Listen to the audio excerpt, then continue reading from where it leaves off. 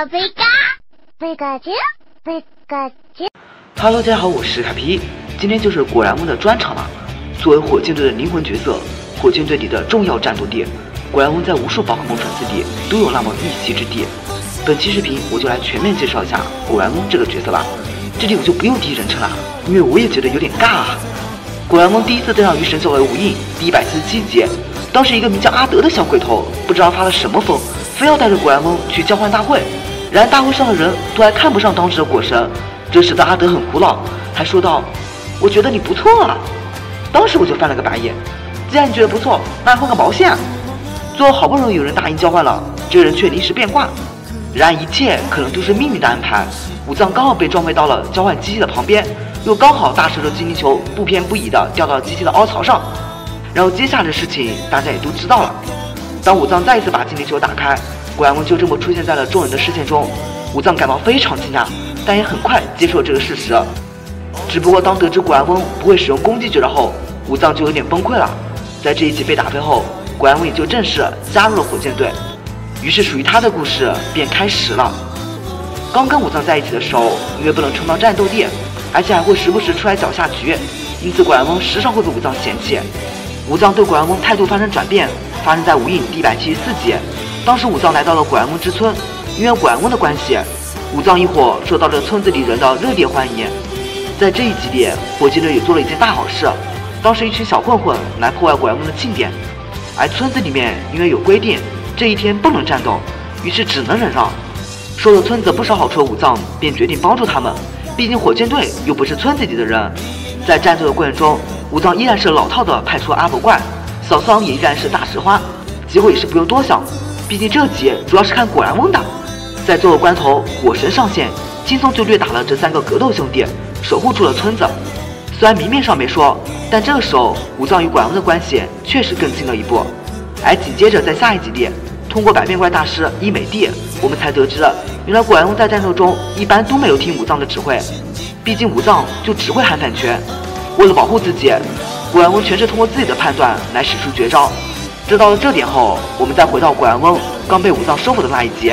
当时果然翁凭借着反拳非常轻松的就打败了菊草叶。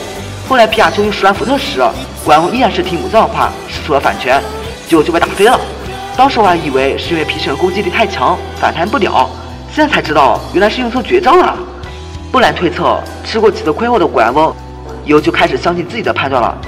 从这点看，果然翁不愧是果神啊，当然要被粉丝冠以神之名，自然这个角色是不简单的。下面我就来详细分析一下吧。首先是戏份方面，果然翁在神奇宝贝里一直都是起着添加剂的作用，他不会刻意搞笑，不会刻意卖萌。但正如果然翁之村里的人所说的那样，一看到那张脸就感到了浓浓的幸福感。我想说，我们这些观众又何尝不是呢？前期鸭神与戴尔玛的世纪对话，相信还让不少人都记忆犹新。后期果神也是有过多次类似的场景的，比如说在无印第256集中，梅尔将从小珍娜抢了徽章交给了果然翁，由果然翁负责带着徽章逃跑。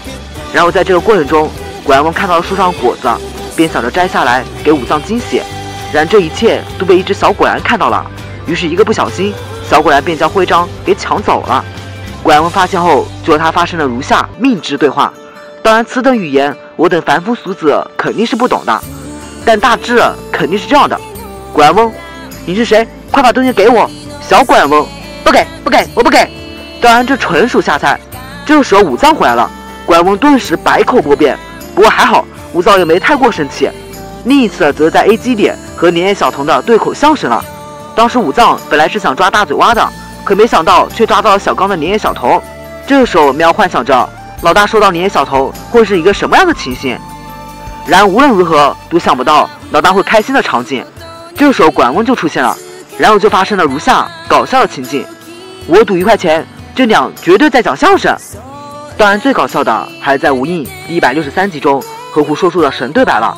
当时为了弄清楚胡说书到底是草系还是岩石系，小桑就直接问他，可是大家都知道了，胡说书的口头禅一直在说胡说，而果然翁则是 so nice。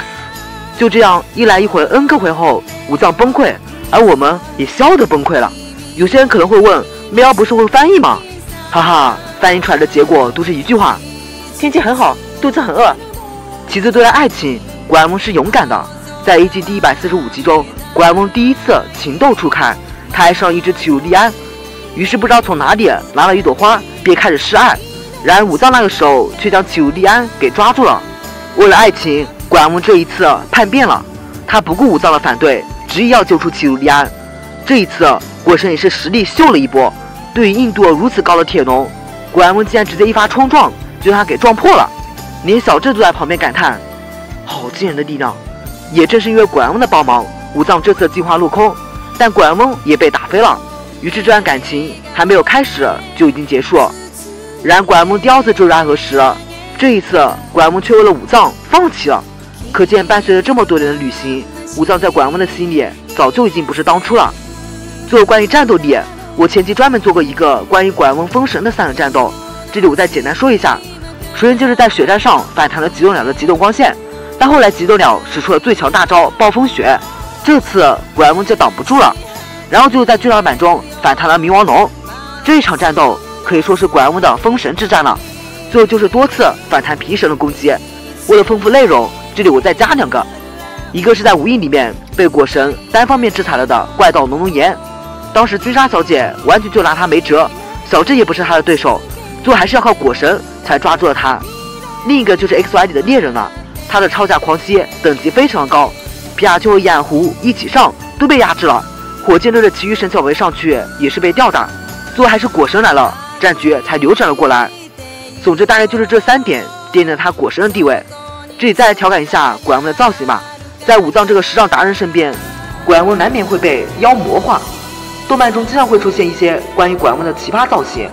另外由于是直立行走，所以古莱蒙非常适合扮成人类，不过大多数的时候古莱蒙都是被喵喵骑在身下，由他们俩一起扮成人类。提到人类造型，就不得不说到女装了。古莱蒙第一次女装应该是发生在 A 季第104集中，为了封印巨大念力图偶，武藏、小瑶、喵喵和古莱蒙都扮成了巫女的样子，而其中唯独只有古莱蒙深受念力图偶的喜欢。在最新的日月里面，古莱蒙也是有过女装的，在第67集中，武藏化身运动健将，带着古莱蒙来参加乒乓球大赛。哦，不是古莱蒙，是古莱美。在乒乓球大战中，古莱蒙使出双倍凤环来接球，伊迪玛见状则让图图犬使出血声模仿了古莱美的双倍凤环，于是战斗就这样僵持了一会儿。可是喵喵这个时候却帮了倒忙，导致武藏和古莱蒙落后1分。可惜比赛还没完，川卓雄就让他们给带走了，丝毫不给机会啊。另外在 A 季里引入了华丽大赛这个概念，因此立志要成为女明星的武藏就开始在这条路上越走越远。而身为武藏的跟班，古莱蒙也理所当然的参加了好几场。我印象中最深刻的有2场，第一场是在 A 季144集中，当时武藏在第2回合审查时派上古莱蒙，武藏的想法非常简单，就是要利用古莱蒙的绝招来加倍反弹对方的攻击。而身经百战的哈利也一眼就看出了武藏的意图，于是便采取了最保守的做法，敌不动我不动。于是这样无声的战斗就这样僵持了数分钟，最后裁判就看不下去了，直接给出警告，哈利这才不得不开始战斗。同时他也想到了好办法，就是利用吐丝来玩弄古莱蒙，而吐丝这个绝招古莱蒙是反弹不了的，所以武藏自然就落败了。第2次则发生在 DP 里的明可丽杯上，武藏用它参加第1回合的审查，这一次武藏又是用上了自残的表演方式，只是这次的表演却没有受到评委的认可，武藏也就无缘进入第2回合的审查。总的来说，古莱蒙的高人气是有众多原因的，也正是因为他的高人气，制作方一直没有让他领盒饭。虽然 BW 时古莱蒙暂时退出了大家视线，但是 BW 大结局时古莱蒙又再度上线了，于是才开始了后来的 XY 篇章。直到现在，古莱蒙还是一直在武藏身边，不出意外的话，以后应该会一直走下去。对了，古莱蒙还会一个逆天技能，那就是会开卡车。虽然这比不上隔壁柯南会开飞机，但对于我这个刚刚拿到驾照的萌新来说，已经非常厉害了。另外，古莱蒙的生活技能也是满点的，在表演赛上，他还帮助武藏做泡芙。这次也正是因为古莱蒙，武藏才获得了第1把公主钥匙。最后总结一下吧，古莱蒙一个荡对了秋千，开对了卡车，装对了人类，做对了泡芙，这样一个可爱又迷人的反派角色，谁会不喜欢呢？好了，今天分享就到这了，喜欢本视频的话就请关注我吧。如果有希望我讲些什么的话，可以在评论区里留言。我会时刻关注着的哦。我是阿皮，咱们下次见。